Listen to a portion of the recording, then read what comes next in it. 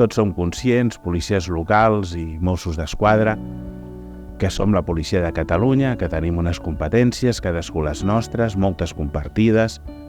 i aquest treball compartit i aquesta coordinació doncs, em sembla que és essencial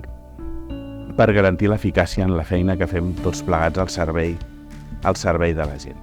Per tant, només pots fer un treball de seguretat preventiva, d'acompanyament a la gent si hi ha més mitjans. Per tant, coordinació, proximitat, però sobretot més mitjans. Jo crec que tots els ajuntaments, en termes generals a Catalunya, estan fent un esforç d'incrementar plantilles, conscients de les limitacions que hi ha. I jo el que estic convençut és que jornades com aquesta, el compromís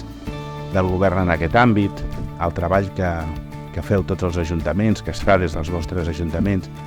i que feu les policies locals, reverteix doncs, en aquest objectiu final que fonamenta el lloc pel qual existim, que és aquest objectiu de garantir drets i llibertats dels ciutadans